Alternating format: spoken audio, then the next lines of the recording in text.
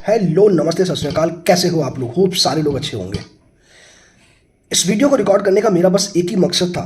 Just अभी मेरे एक जूनियर का कॉल आया था और you can say that one of my student जिसने मुझे कॉल किया था कि सर मेरा आईपीसीसी ग्रुप 2 का एग्ज़ाम आने वाला है और मैंने आईपीसीसी ग्रुप 1 2 अटेम्प्ट पहले क्वालिफाई कर लिया है।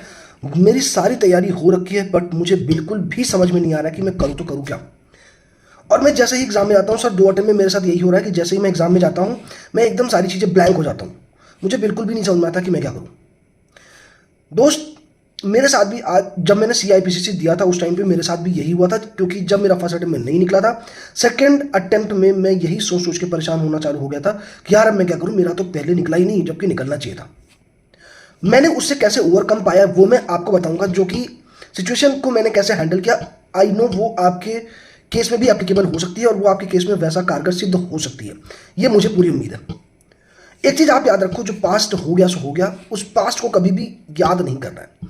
पास्ट से हमको सीखना है कि मेरी जो पिछली गलतियां हुई हैं उससे हमने क्या गलतियां की, क्या कमी रह गई थी उस मेहनत में मेरे। ये नहीं कि आपको पश्चाताप करते रहना है कि यार मेरे फर्स्ट अटेम्प्ट में नहीं हुआ, अब तो ये मेरा सेकंड अटेम्प्ट है, मैं करूंगा क्या। अगर आप ये सोचते रहोगे कि पास्ट में आपसे क्या गलती हो गई और आप फ्यूचर का ध्यान न रख करके पास्ट के बारे में ही बार बार आप सोचना चालू कर रहे हो कि नहीं मेरे से तो नहीं हुआ पहले तो अब नहीं होगा। एक चीज़ याद रखना मेरे दोस्त, कि आप कभी भी पास्ट को अगर हमेशा याद रखोगे कि पास्ट में मैंने ये गलती किया, मेरे से नहीं होने वाला, तो रियल में वो आपका माइंडसेट बन जाता है। ये हमारा ह्यूमन का माइंडसेट है कि अगर हम किसी चीज़ को छोड़ करके मूव ऑन कर जाते हैं तो डेफिनेटली मैं आपको बोलता हूँ वो एक सबसे बड़ा स्टेप होगा। पास्ट में गलती हो गई तो हो गई यार, कोई फर्क नहीं पड़ता है। फ्यूचर में उस पिछली वाली गलती से मुझे सीखना कैसे है, that is very much important.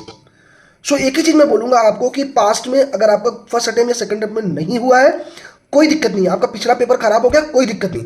आगे आने वाला जो अटेम्प्ट है या आगे आने वाला जो पेपर है उसमें कैसे अपना बेस्ट देना है, ये आपके अंदर होना चाहिए। इतनी बड़ी आग अगर आपके अंदर है कि नहीं मुझे करना ही करना, चाहे कुछ भी हो जाए, मैं आपको विश्वास दिलाता हूं आप कर ले जाओगे। बिकॉज वो जो आग होती है ना यार, जो रिश्तेदार होते हैं आपके, उन्होंने आपके अंदर इतनी आग पैदा करके रखी होती है, सोसाइटी ने इतनी आग पैदा करके रखी होती है कि यार ये तो सीए कर रहा है।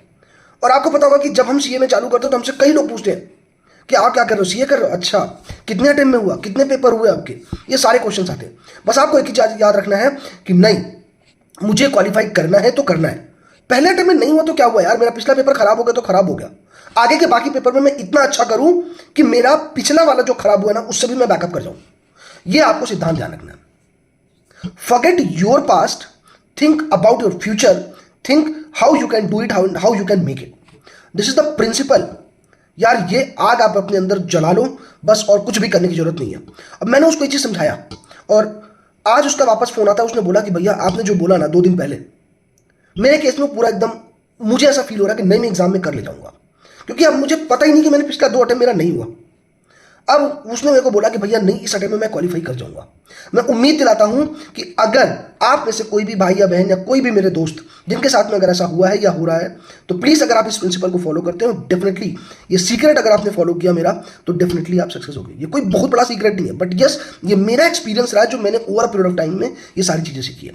Thank you, all the best.